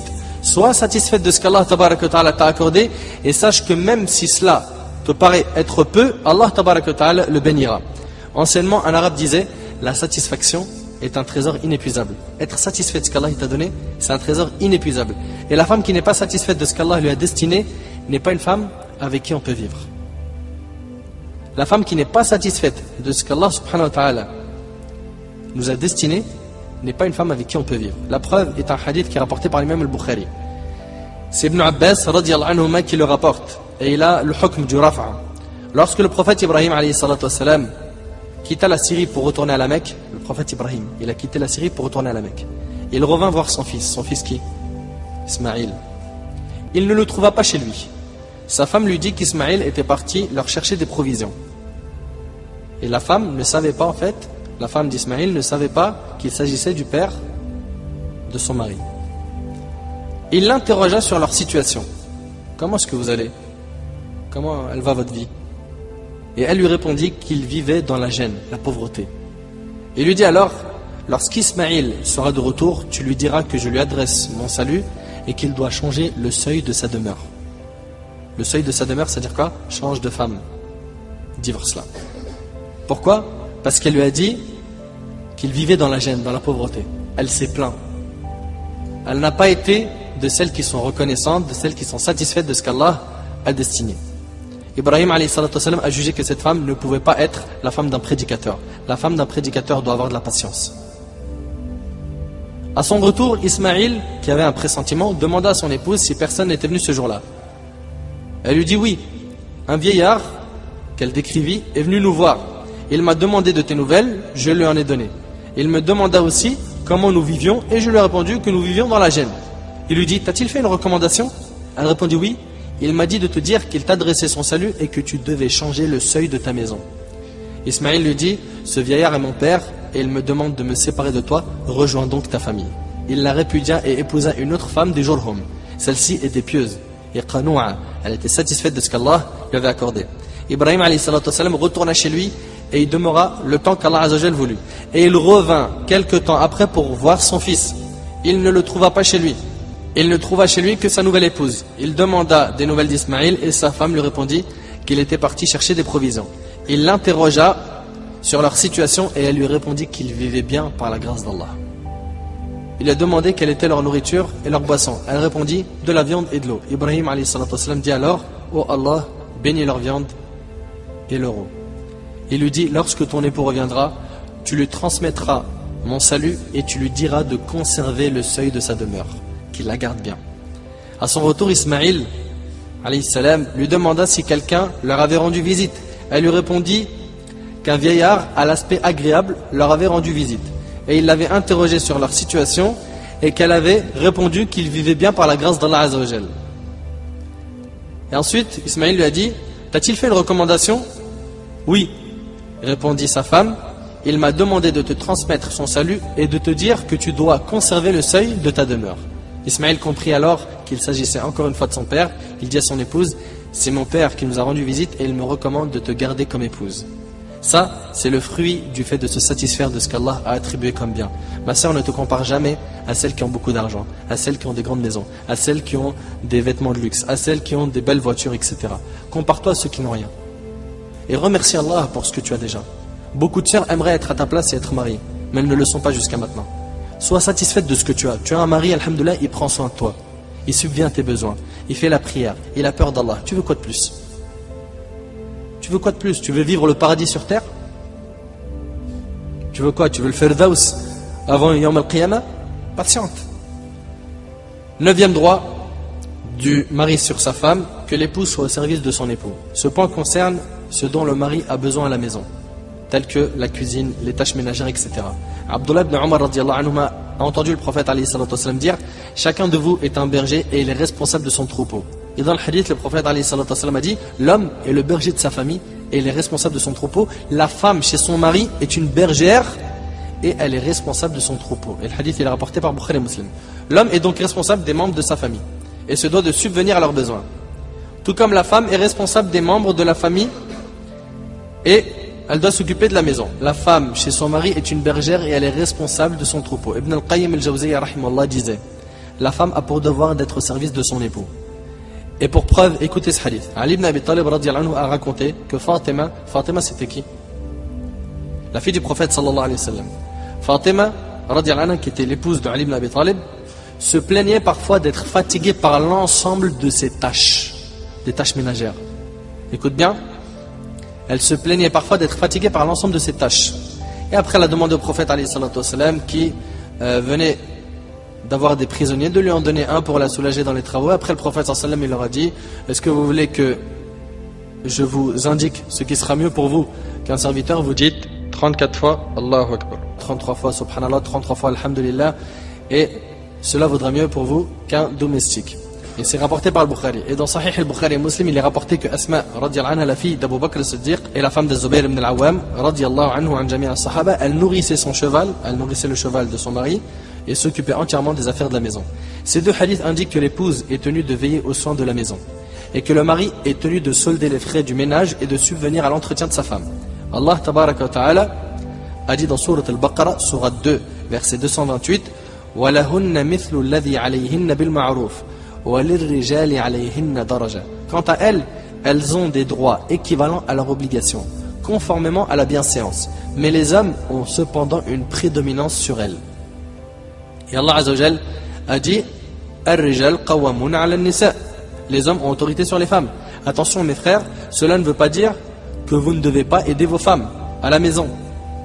Je ne suis pas en train de dire ça. Je suis en train de dire que sa tâche principale, c'est qu'elle s'occupe de la maison. Mais il n'y a absolument aucun mal que tu aides ta femme dans certaines tâches. Et cela n'atteint en rien ta virilité et ne la diminue pas. La preuve est que le maître des hommes, l'homme doté du meilleur comportement, l'homme qui était compatissant avec les autres, le prophète alayhi salatu wassalam, aidait les membres de sa famille à la maison. Al-Aswad raconte: j'ai demandé à Aïcha radiyallahu anha que faisait le prophète alayhi salatu wassalam dans sa maison. Elle répondit: il était au service de sa famille. Il était au service de sa famille. Et lorsque c'était le moment de la prière, il sortait pour la prière, rapporté par le Bukhari. Et Al-Qasim rapporte qu'on demanda également à Aïcha radiyallahu anha que faisait le prophète alayhi salatu wassalam chez lui. Elle dit: c'était un homme comme les autres, il nettoyait ses vêtements. Qui nettoyait ses vêtements? Le prophète alayhi salatu wassalam. Il nettoyait ses vêtements, triait ses bêtes et s'occupait seul de sa propre personne, rapporté par Ahmed. Donc il n'y a aucun mal, mon frère, à ce que tu aides ta femme dans les tâches ménagères. Il n'y a donc pas de mal, une fois que tu as fini de manger, que tu laves ton assiette. Il n'y a pas de mal. Si tu ne le fais pas, tu n'es pas blâmé, mais si tu le fais, c'est un plus. C'est un plus. Pour résumer, il faut savoir qu'à la base, l'homme a pour mission de travailler, donc de sortir afin de subvenir aux besoins de la famille. Et la femme a pour mission de s'occuper de la maison. Et sache ma soeur que c'est un honneur pour toi d'être au service de ton mari. Parce que pour chaque plat que tu lui prépares, chaque tâche que tu accomplis, les anges demandent pardon à Allah pour toi par cette cause. Et Allah tabaraka wa ta'ala te prépare au paradis ce qui est meilleur que ce que tu es en train de préparer pour ton époux. Je t'annonce donc cette bonne nouvelle. Ma sœur, je te pose aussi une question. Accepterais-tu qu'une autre que toi s'occupe des affaires de ton mari, qu'elle repasse ses vêtements, qu'elle lave ses sous-vêtements? Accepterais-tu qu'une autre que toi lui prépare le thé ou le café? Où est passé ton amour et ta jalousie pour ton mari? Le fait de servir ton époux est donc un honneur. Est donc un honneur. Et tu dois éprouver du plaisir en l'accomplissant et en être fier. Ma sœur, n'écoute pas les faux preneurs de la liberté qui disent que le fait d'être au service de ta maison est un rabaissement. Ceci est un mensonge, c'est faux. Et pour plus de détails, écoute le dars qu'on a fait, la place de la femme en islam. 10e droit du mari sur sa femme, que l'épouse respecte sa belle famille. Mes sœurs les épouses, Il fait partie du droit du mari que vous vous comportiez convenablement avec la famille de votre mari. En effet, sache que tu ne t'es pas marié avec cet homme, un point c'est tout. Non, il a une mère, un père, des frères, des sœurs, il a une famille. Sois intelligente ma sœur et sache que parmi les plus grandes causes qui feront que l'amour de ton mari ne cessera d'augmenter à ton égard, il y a le fait de bien te comporter avec sa famille et surtout ses parents comme on a dit. On se marie pour agrandir la famille, pas pour la diminuer, la rétrécir. Les gens ils se marient aujourd'hui et quelques temps après, tu entends la femme dire « Est-ce que je peux ne plus visiter ma belle-mère ?» Parce que franchement elle m'a fait du mal, elle m'a dit ça. Et de l'autre côté, est-ce que je peux ne plus visiter mon beau-père? Parce qu'à chaque fois il ne retient pas sa langue et il me dit ça. Non, on ne s'est pas marié pour rétrécir la famille mais pour l'agrandir. Et patiente. Si tu fais ressentir à ton époux ma sœur que ses parents sont comme les tiens, si tu te comportes avec eux comme si tu étais leur propre fille, s'il voit que tu considères sa famille comme tu considères la tienne, ceci est une très grande chose à ses yeux, qui contribue de manière directe à la stabilité et à la joie au sein du couple, puisque de cette manière, l'épouse incite son mari à être bon envers ses parents, et par Allah, seul Allah en connaît la récompense. Ma sœur fait preuve d'intelligence, de sagesse et de patience. Nous savons très bien que beaucoup parmi les beaux-parents, surtout du côté du mari, se trompent et se comportent mal avec leur belle-fille, qu'Allah tabaraka wa ta'ala les guide. Et ceci est souvent dû à leur manque de compréhension et à leur âge. C'est pour cela que je te conseille de patienter et d'être pleinement convaincu que si aujourd'hui tu te comportes convenablement avec tes beaux-parents, Allah t'accordera plus tard, Inch'Allah, des belles filles qui épouseront tes garçons et qui se comporteront convenablement avec toi, qui s'occuperont de toi dans ta vieillesse. Allah tabaraka wa ta'ala dit dans Sourate Ar-Rahman, Sourate 55, verset 60, « Hal jaza'ul ihsan illa al-ihsan » Y a-t-il d'autres récompenses pour le bien que le bien? Mais malheureusement, beaucoup d'épouses se comportent de façon à pousser leur mari en enfer, en lui ordonnant de désobéir à ses parents, de rompre ses liens de parenté. C'est alors que l'époux se retrouve entre deux feux. S'il est bon envers ses parents, ses frères et sœurs et sa famille, cela déplaît à sa femme et la fâche. Et si l'époux est faible et écoute sa femme, ses parents se mettent en colère contre lui, étant donné qu'il a rompu ses liens de parenté, ce qui est une grande catastrophe. Et d'après Abu Umama, le prophète a dit, il y a 3 individus dont Allah n'acceptera d'eux ni acte obligatoire ni acte surrogatoire. Parmi eux, celui qui maltraite ses parents. Celui qui maltraite ses parents. Allah il accepte de lui ni acte obligatoire ni acte surrogatoire. Donc ma sœur, ne pousse pas ton mari à rompre ses liens de famille ou à maltraiter ses parents. Et le hadith qu'on vient de citer est rapporté par Tabarani et jugé valide par Al-Albani. Et selon Aïcha radiyallahu anha, le prophète a dit, les liens de parenté s'accrochent au trône d'Allah en disant, celui qui le respecte, qu'Allah reste lié à lui. Et celui qui nous rompt, qu'Allah rompt avec lui, rapporté par Bukhari et Muslim. Ne sois donc pas la cause de la rupture des liens de parenté de ton mari. Ne l'oblige pas à délaisser sa famille, même si tu es victime d'injustice, parce que cela fait partie des plus grands péchés et elle est l'une des causes du malheur. 11e droit du mari sur sa femme, que l'épouse soit généreuse avec les invités de son époux. Que l'épouse soit généreuse avec les invités de son époux. La femme doit faire preuve d'un bon conseil. D'un bon conseil. Allah tabaraka wa ta'ala dit dans Sourate Hud, Sourate 11, verset 69, وَلَقَدْ جَاءَتْ رُسُلُنَا إِبْرَاهِيمَ بِالْبُشْرَى قَالُوا سَلَامًا قَالَ سَلَامٌ فَمَا لَبِثَ أَنْ جَاءَ بِعِجْلٍ حَنِيذٍ. Et nos émissaires sont certes venus à Ibrahim avec la bonne nouvelle en disant salam. Il dit salam et il ne tarda pas à apporter un veau rôti. Qui a apporté un veau rôti? C'est la femme du prophète Ibrahim alayhi salam aux invités. Donc on voit ici le comportement de la femme avec les invités du mari. Allah tabaraka wa ta'ala a dit aussi dans Sourate Al-Dhariyat, Sourate 51 verset 26, Faragha ila ahlihi faja'a bi'ijlin samin. Puis il alla discrètement à sa famille et apporta un veau gras. Qui a préparé ce veau? C'est Sarah radiyallahu anha, l'épouse du prophète Ibrahim alayhi salatu wassalam, qui était toujours prête à recevoir des invités. Par contre aujourd'hui, nous avons beaucoup d'hommes qui ont honte d'inviter des frères chez eux, tout simplement parce que leurs femmes ne veulent pas accueillir d'invités. Lorsqu'ils lui demandent à sa femme de lui faire un café, elle lui répond, vas-y, laisse-moi tranquille, je suis fatigué. Mais tu sais en faire de toute façon. C'est quoi? Tu mets le verre, tu appuies sur le bouton, un morceau de sucre, hein? Les femmes 2013 là. Allah yibarak. Non, si la femme elle est comme ça, forcément il ne peut pas inviter quelqu'un. Il invite ses amis, elle le plante direct dans le dos. Et selon Abu Huraira radiyallahu anhu, le prophète alayhi salatu wassalam a dit que celui qui croit en Allah et au jour dernier, qu'il soit hospitalier à l'égard de son hôte, de son invité, rapporté par Bukhari et Muslim. Le fait d'être généreux avec son invité fait donc partie de son droit, du droit du mari. Clair? Ma sœur, si vous recevez un invité alors que ton mari est présent, précipite-toi à préparer le nécessaire. Thé, café, sois vif, rapide. Sans attendre que le mari tape au mur ou il t'envoie un texto, il dit excuse-moi, est-ce que tu peux préparer un truc vite. L'invité il est rentré, rapidement, petit plateau, tac, tac, tac, tac, voilà, comme tu sais le faire. De toute façon, quand tes amis femmes viennent à la maison, tu mets le paquet. Il n'y a pas de raison. Il n'y a pas de raison pour qu'il y ait des manquements à ce moment-là.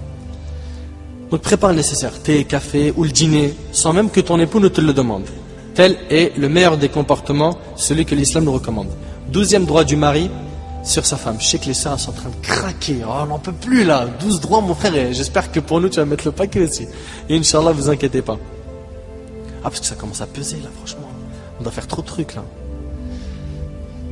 12e droit du mari sur sa femme. Que l'épouse patiente continue à respecter le droit de son époux après sa mort. Que l'épouse patiente et continue à respecter le droit de son mari après sa mort. Ce droit-là, on l'appelle comment? Le deuil. Le deuil. Ce droit est le deuil. Le deuil, c'est quoi? Le deuil, c'est ressentir de la douleur, manifester sa tristesse et délaisser toute trace de beauté sur soi. Et attention, pour les femmes qui pensent que le deuil impose la couleur noire au niveau vestimentaire, il n'y a aucune preuve dessus. Aucune. Aucune. Simplement, toute trace de beauté doit être délaissée. Si c'est un de nos proches qui est mort, nous devons observer une période de deuil de 3 jours. Si c'est l'époux qui meurt, alors son épouse et uniquement elle que l'épouse doit observer une période de deuil de 4 mois et 10 jours. 4 mois et 10 jours. Elle peut sortir de chez elle durant cette période, mais seulement s'il y a une nécessité, médecin, faire les courses, etc. Elle doit abandonner toute trace de beauté et mettre ses vêtements les plus simples, pas de maquillage, de bijoux, de kohl, etc. Et ce, afin de manifester cette tristesse. On a donc dit 4 mois et 10 jours de deuil pour celle qui a perdu son mari. La preuve, Allah tabaraka wa ta'ala a dit dans Surat al-Baqarah, Surat 2, verset 234, وَالَّذِينَ يُتَوَفَّوْنَ مِنْكُمْ وَيَذَرُونَ أَزْوَاجًا يَتَرَبَّصْنَ بِأَنفُسِهِنَّ أَرْبَعَةَ أَشْهُرٍ وَعَشْرًا. Ceux des vôtres que la mort frappe et qui laissent des épouses, celles-ci doivent observer une période d'attente de 4 mois et 10 jours. Ça, c'est la période de deuil de la femme qui a perdu son mari. Tel est le cas si la femme n'est pas enceinte. Si elle est enceinte, sa période de deuil durera jusqu'à l'accouchement. Jusqu'à l'accouchement. Allah tabaraka wa ta'ala a dit dans Surat al-Talaq, Surat 65, verset 4, وَأُولَاتُ الْأَحْمَالِ أَجَلُهُنَّ أَن يَضَعْنَ حَمْلَهُنَّ. Et quant à celles qui sont enceintes, leur période d'attente se terminera à leur accouchement. Que ce soit 4 mois de grossesse, et après elle accouche 9 mois, ou ne serait-ce qu'un jour, si un homme meurt à l'heure de Salat al-Dhuhr, et que sa femme accouche à l'heure du Asr, sa période de deuil se sera écoulée, et il lui sera permis de se remarier. Clair? Car sa période de deuil prend fin à l'accouchement. Et dans le cas où elle n'est pas enceinte, sa période de deuil est de 4 mois et 10 jours.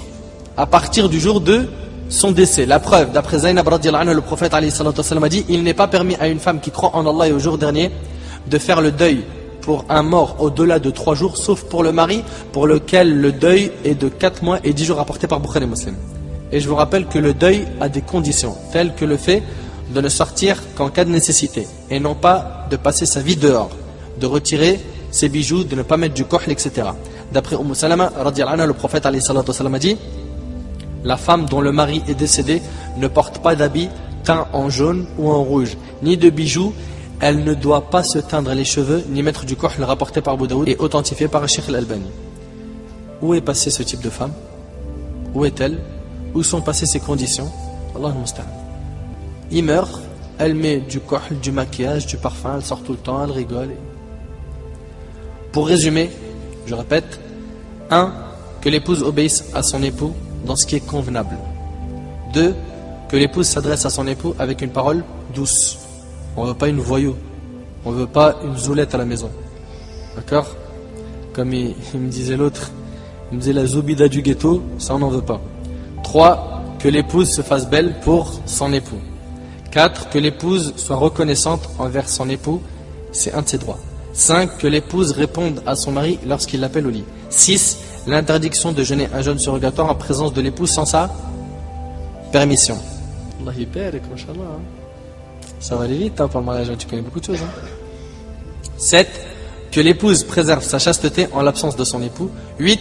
Que l'épouse ne dépense pas l'argent de son époux sans sa permission. 9. Que l'épouse soit au service de son époux. 10. Que l'épouse respecte sa belle famille. 11. Que l'épouse soit généreuse avec les invités de son époux. 12. Que l'épouse patiente et continue à respecter le droit de son époux après sa mort. Pour finir, voici quelques conseils concernant le comportement de l'épouse à l'égard de son époux. La parole douce, toujours être optimiste, joyeuse, sauf en cas de force majeure. Ne pas médire de ton mari, ne parle pas de ton mari en mal en son absence.